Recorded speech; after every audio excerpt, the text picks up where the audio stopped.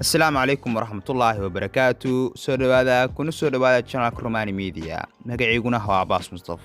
Waxaan maanta muqalkena ku soo qaadan doonaa qofka labaad ee aduunka hodonsan oo maalo hor loo caleem saaray.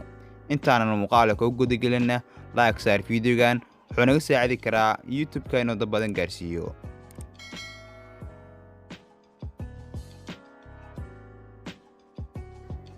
sida ay shaacisay majalada Bloomberg ee ka faalota hantida shakhsiyaadka. Bilyaneerka Elon Musk ayaa noqday ahadii qofkii labaad ee dunida ugu hodonsanaa adduunka. Asigoo booska kala baxay Bill Gates oo muddo badan ahaa qofka dunida ugu hodonsan. Ka hor intuusan Jeff Bezos 2017 booska kala bixin.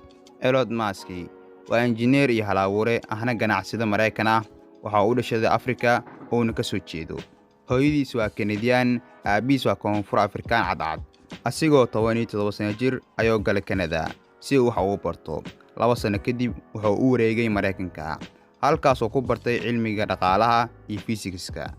kadib wuxuu aaday gobolka California si uu shahaado PhD ugu diyaariyo. oo isaga haray markiiba si ganacsi u hal-abuuro. waxa uu asiga iyo walaalkiisa sameeyeen shirkad internet ah oo la oran jiray Zabto. wayna iibiyeen shirkadaas waxaana lagu gaday lacag dhan 300 milyan in ka badan. halkaas buu ku sii waday hal-abuurkiisa ganacsiga. haddana wuxuu sameeyay shirkad kale oo la oran jiray x.com oo markii dambe loo bedelay Bible, waxaana lagu iibiyay iyadana 1.5 milyan. qaybihii uu ku lahaa shirkadaas uu iska iibiyay lacagoodna wuxuu ku aasaasay shirkad kale oo la yiraahdo SpaceX oo farsameysa agabka hawada u socdaala, wadana qorshayaal mustaqbal ah aadamuhu si fudud oo iskugu gudbi karo kuna booqan karo meeraha cas iyo dayaxaba.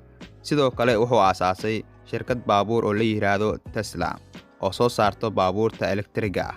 sababaha keenay in Musk uu noqdo qofka labaad ee ugu hodonsan dunida ayaa ah in shirkadda Tesla oo soo saarto baabuurta oo sare u kacay saamigeedu, sidoo kalena qiimaheedu uu gaaray 500 bilyan. taasoo sababtay in shirkado badan ay u gadmaan Musk. sanadkan Farisku dunida ka jiray bishii 3 ee sanadkan hantidiisu Musk waxay ahayd 24 bilyan, maantana waa 130 bilyan. wuxuu faa'iiday sanadkan ama muddo 8 bil gudaheeda lacag ka badan 100 bilyan. waa hantidii ugu badneed ee qof faa'iiday sanadkan. wuxuu ka soo kacay 38 asigoo hadda ku jiro booska labaad. wuxuuna meesha ka saaray mulkiilaha Microsoft Bill Gates oo muddo badan safka koowaad iyo labaad fadhiyay. hal-abuuraan ganacsigiisa ku guuleystay ayaa wada qorsho dadku ku booqanayaan dayaxa, sidoo kale dadku waqti dheer ugu safrayaan dhulka fogfog iyagoo la raacinayo gantaalo.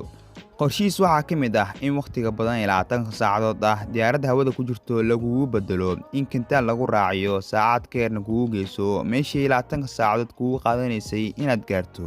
waxa kale uu qorsheynayaa Musk inuu booqdo meeraha cas Mars asigoo wado qorshe lagu gaarayo halkaas. sidoo kale u dalxiisgeynta dadka ee dayaxa ayuu wadaa oo la filayaa inay bilaabato ka hor 2030. 2024 ayuu qorsheynayaa markii ugu horeysay in aadamuhu muddo 51 sano ah oo u laabto dayaxa, oo waqtigaas gabar baa la rijeyn inay cagta dhigto.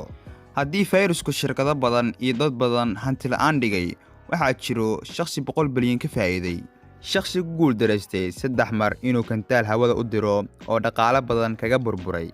shakhsi soo maray nolol ahayd inuu mustaqbalaha la wadaago oo isticmaalo xafiiskiisana uu jiifto. shakhsi Afrika ku dhashay oo 3 dhalasho haysto, maantana ah qofka labaad ee ugu hodonsan dunida.